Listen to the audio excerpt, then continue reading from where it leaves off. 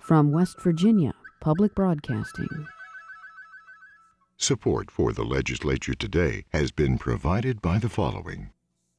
The High Technology Foundation, headquartered at the I-79 Technology Park in Fairmont. Online at wvhtf.org.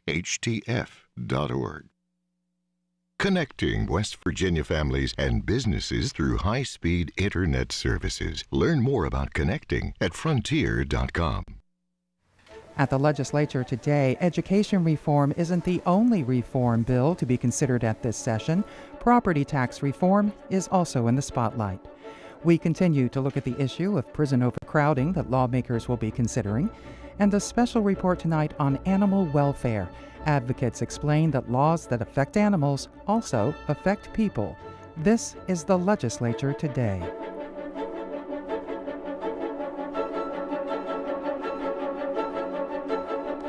And good evening, I'm Beth Voorhees. It's now been more than 2 weeks since Governor Tomlin introduced his proposed bill to reform the state's education system. The bill is still being debated in the Senate Education Committee between lawmakers, educators, and union representatives. But another committee this morning heard from a leader of the Reconnecting McDowell Project, who believes that until legislators take on the issues outside the classroom, like poverty, hunger, and emotional issues of our children, our education system will never see the success we're trying to attain. Ashton Mara reports. The Senate Education Committee and its chair, Senator Robert Plymel of Wayne County, have been debating the governor's education reform bill more heavily this week as they work to prepare a committee substitute. We have met with the governor's office and we've met with the teaching entities. We have addressed each issue that they've brought up and come up to compromise or improving upon either clarification or possibly even a rewrite of a section to make sure that any unintended consequences are not in the bill as we move forward. I'm not saying that they agree on everything that we're doing. We're not going to have that.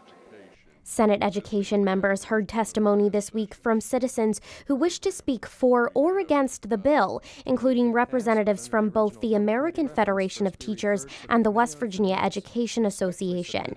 Plymel says at this point, the feedback they're receiving is about 50-50.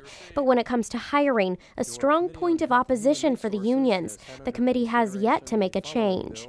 I think the governor and the bill that he put forth and related to hiring criteria is good, and there are no changes to that. Plymel says, however, he's uncomfortable with Governor Tomlin's position on specifically naming the national program Teach for America in the bill, and we can expect to see that included in the rewrites. After passage by the Education Committee, the bill will move on to Senate Finance for review. Plymel says he's not sure how long it will be before we see Senate Bill 359 back here on the Senate floor. But activists from another state group say there's more to fixing our education system than just what's going on in the classroom. Reconnecting McDowell is a state-led initiative to help pull the county from its current economic strife by improving its infrastructure, education, and business climates. Bob Brown, lead coordinator for the project and lobbyist for the AFT, told members of the Senate's Special Committee on Children and Poverty, McDowell County schools have been under the control of the state for more than a decade, and they aren't getting better. He says that shows it will take more than just changes to hiring practices to fix the education system. It's high time that we take this more of a holistic approach to educating our children. We have to begin to recognize and deal with all of the outside of school issues that children are dealing with today. And if we don't do that, look, we can hire however you define the best teacher in West Virginia, we can hire all of those. But unless and until we start dealing with those other issues, we're never going to move education and ultimately our population forward.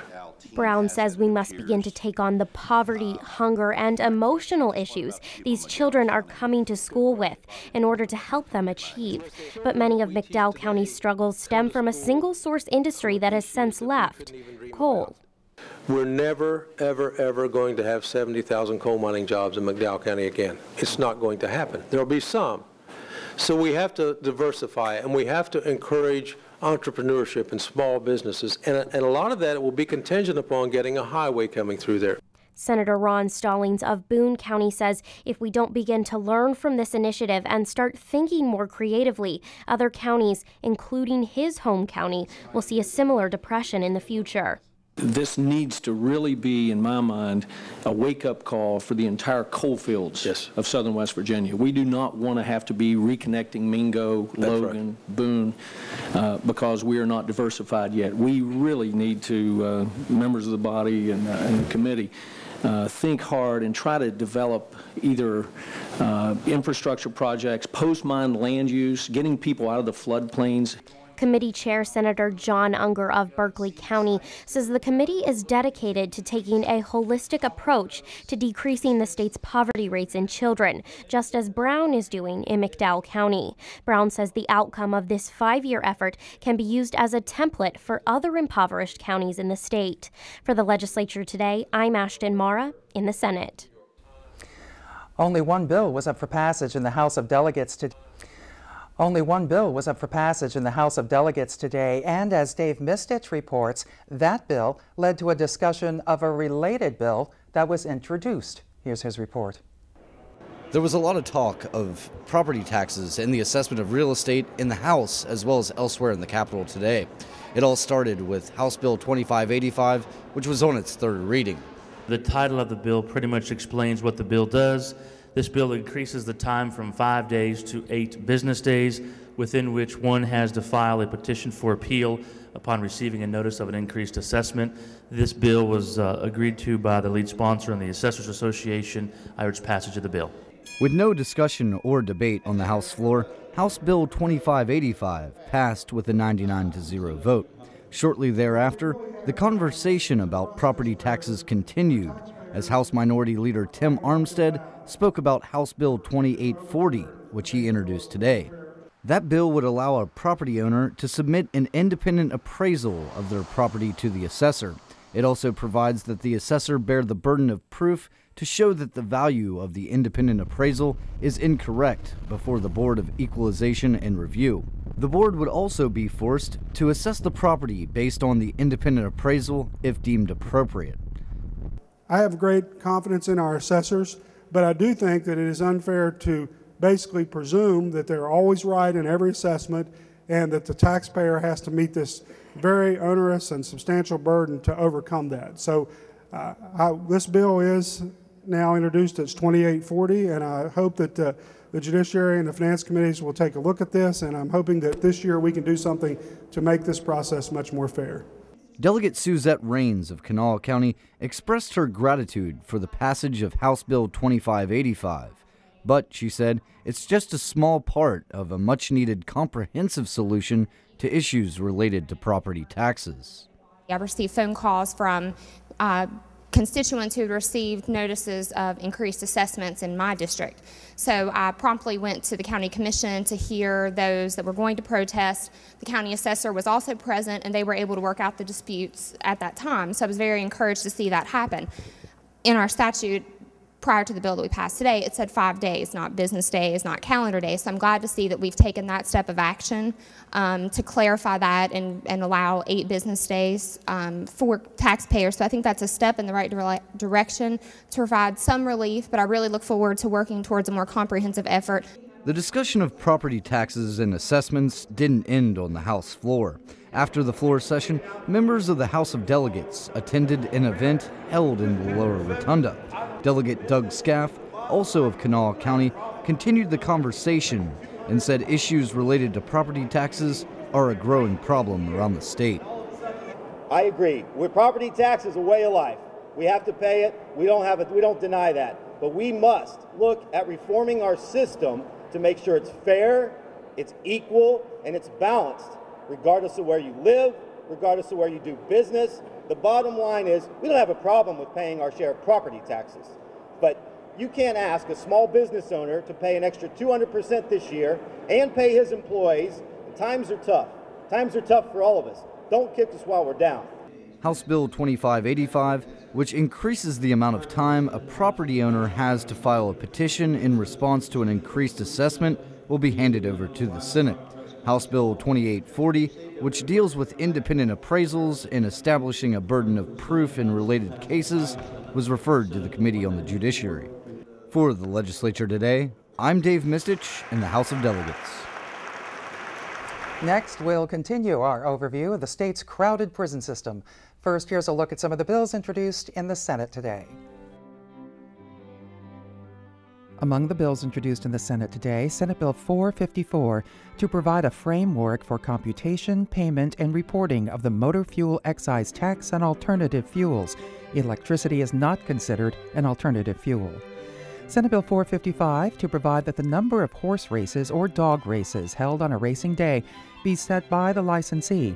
The bill reduces the number of racing dates required for a racing license and decreases the number of dates on which live racing must be conducted by racetrack video lottery and racetrack table games licensees.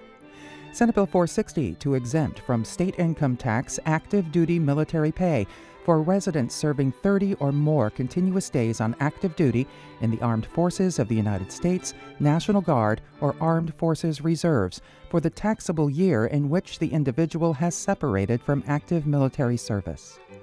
Senate Bill 465 to provide a 50% discount to organized youth groups for campsite rental at the state's parks and forests if the group agrees to undertake a community service project that benefits the park or forest. Senate Bill 466 to regulate the ownership of wild, dangerous animals by creating a regulatory board, providing rulemaking authority, creating offenses, and establishing penalties. And Senate Bill 468 to establish a West Virginia Animal Abuse Registry that requires registration of persons convicted of certain crimes of animal abuse. The bill sets forth duties of animal breeders, animal shelters, and pet stores. The bill also provides criminal penalties.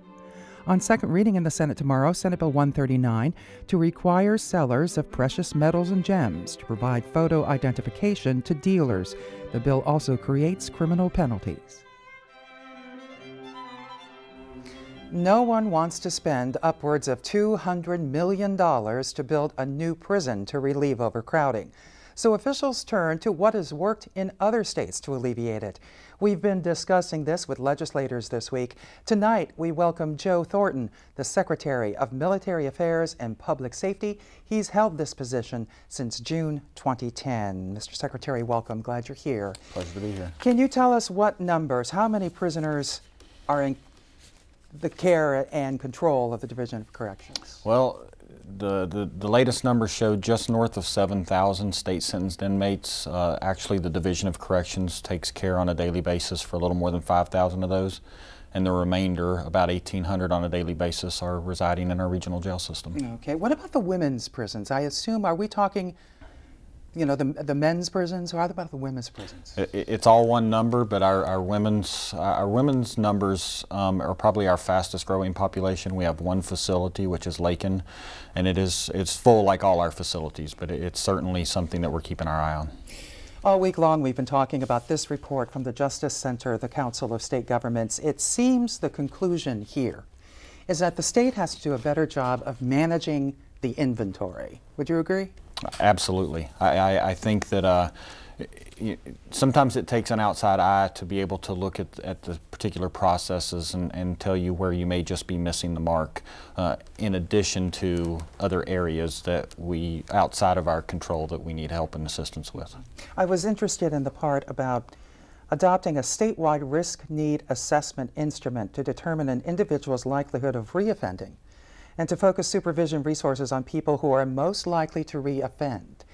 In today's corrections community, by assessing people, you can tell what their future holds? Well, certainly nothing's an absolute. However, by utilizing a comprehensive risk analysis tool across all spectrums of the criminal justice system, it gives everybody involved in it, from sentencing to care and custody to program needs, an idea of just what they're facing with this particular individual and what they may need to be focused on in terms of rehabilitation efforts. And more supervision.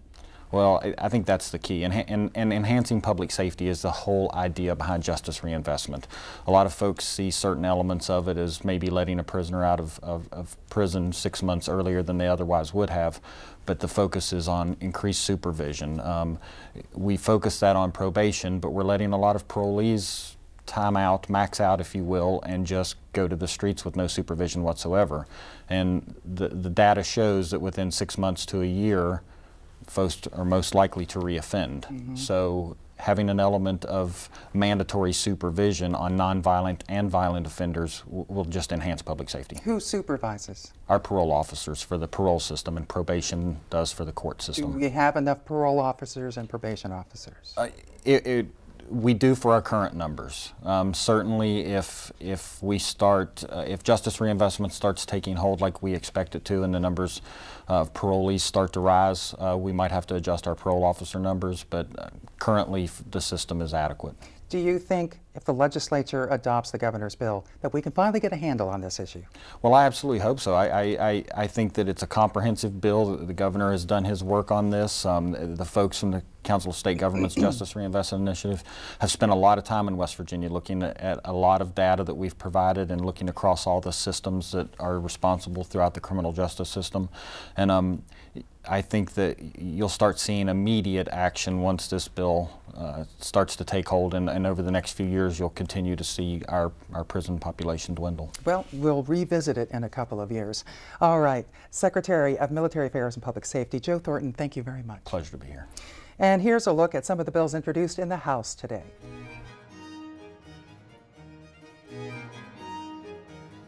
Among the bills introduced in the House today, House Bill 2836, to allow certain Commission on Special Investigations personnel the right to carry firearms in the course of their employment. The Commission conducts comprehensive investigations into the purchasing practices and procedures of the state. House Bill 2838, to protect dogs by creating regulations for commercial dog breeding operations. House Bill 2840, to amend provisions relating to challenges to increases in the valuation and assessment of property. The bill allows a real property owner to submit an independent appraisal of the property to the assessor. House Bill 2845, to ensure that persons convicted of felony, treason, and bribery in an election are not allowed to run for any elective office, nor hold any appointive office. House Bill 2846, to remove restrictions on investments in foreign securities by the West Virginia Investment Management Board.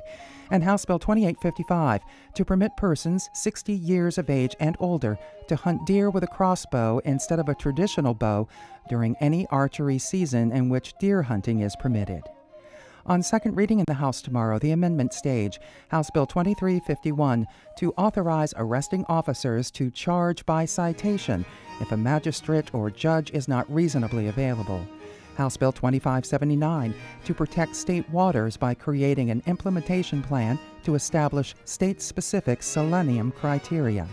And House Bill 2764, to extend additional authority and duties for attendance currently given to attendance directors to assistant attendance directors, to encourage the attendance of students and to impart upon the parents and guardians the importance of attendance and the seriousness of failing to do so.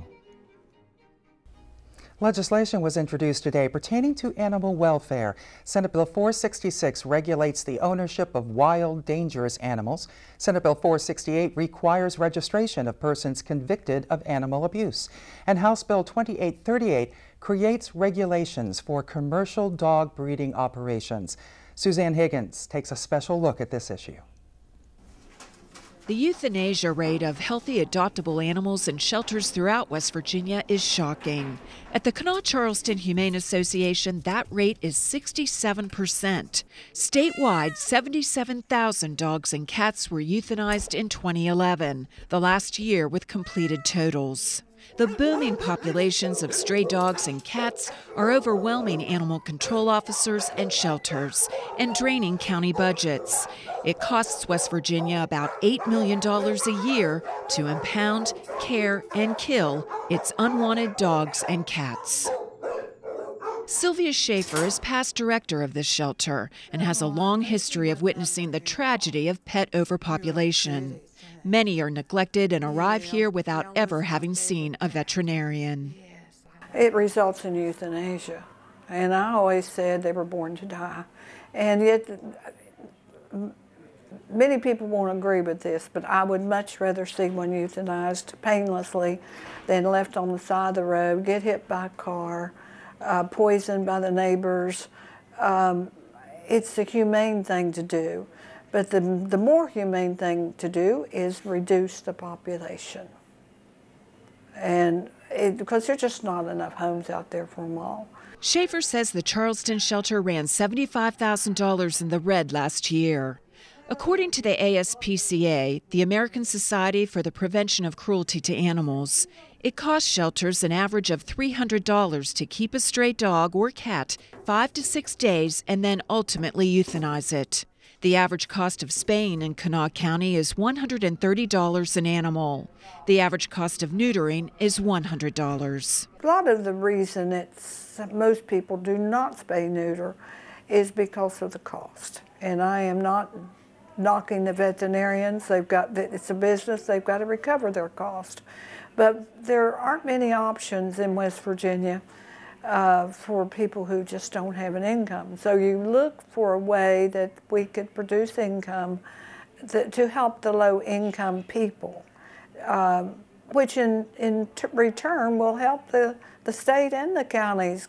Animal advocates continue to educate the public about the importance of spaying and neutering and are back at the legislature for the 4th year lobbying for a bill that would establish a revenue source to fund a spay-neuter program to assist low-income pet owners. It's been done successfully in other states, and supporters say won't cost taxpayers. Pet food companies pay a fee to register their brands with the Department of Agriculture in the state of West Virginia. It's my understanding that that's probably about $25 per brand. Like there's a puppy food brand and a pet and a senior dog brand and a weight management brand for pets. There would be a slight increase in this fee that the pet food companies could choose whether they pass on this cost to the consumer or not. In the state of Maine, that was 59 cents per family per year. Pet food companies in West Virginia in 2011 sold over $150 million worth of pet food. And that's a lot of pet food. And by their own estimates, it goes up 6% each year. So they're pretty recession-proof. This is a good way of putting the problem only on those of us, and I can speak for myself, we have 5 dogs at home that own pets. And that's how we would accumulate the money that would go into a spay-neuter fund. We hope, like some other states have done, that it will generate over $100,000, maybe as much as $150,000, which is only the tip of the iceberg, but it will be a start. Animal advocates also continue their push for a large commercial breeders bill, which would set a standard of care for large breeding operations. The bill has been introduced yearly since 2009, shortly after 1,000 neglected dogs were seized from a puppy mill in Parkersburg. Would make sure that these people have a kennel license, they have a business license, they're paying taxes, they're keeping records. These animals are being seen by a veterinarian and the records are being kept. They're receiving exercise, proper food and water, proper temperature, proper cleanliness, things that we would just expect people who are raising healthy litters of puppies to be sold to the public to do anyway. But we're finding, and we've been finding for now over a decade in the U.S. and most states, a lot of these breeders do not keep these standards of care up. When we have a puppy mill that's busted with 1,000 dogs, imagine the vet bills that can amass for a county having to then care for those animals. So if the animals are inspected from the beginning and we never let it get to a point where they need to be seized, that saves the county so much money. A third piece of legislation humane societies are supporting is an exotic animals regulation bill, which passed the legislature last year but was vetoed by the governor over language some state agencies were uncomfortable with. So we're hoping to work with several state agencies and get everyone on board, everyone to agree that we need these regulations for the animals as well for public safety. We need to know where they're at, who owns them, that these people have proper fencing, proper housing, wherever they are in their habitat. They also have a veterinarian that knows how to care for these animals. They have insurance policies in case something were to happen. And that if they get loose, we know where they are and we know how to to fix that situation. So our legislators definitely have a huge job here at the legislature, but I hope that they can see that these bills that affect animals also affect people. For the Legislature Today, I'm Suzanne Higgins at the Capitol. And this has been the Legislature Today. Tomorrow, we'll continue to discuss West Virginia's prison system from the perspective of those who work in prison outreach. We welcome your comments. You can email us at feedback@wvpubcast.org. I'm Beth Voorhees. Thanks for joining us. Good night.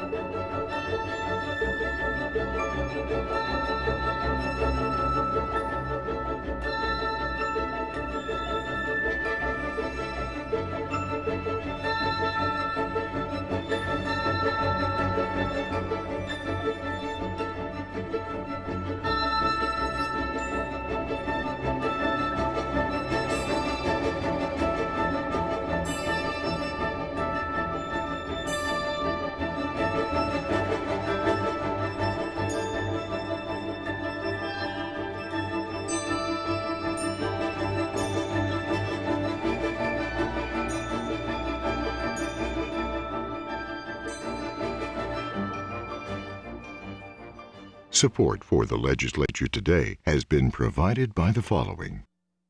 The High Technology Foundation, headquartered at the I-79 Technology Park in Fairmont. Online at wvhtf.org. Connecting West Virginia families and businesses through high-speed internet services. Learn more about connecting at frontier.com.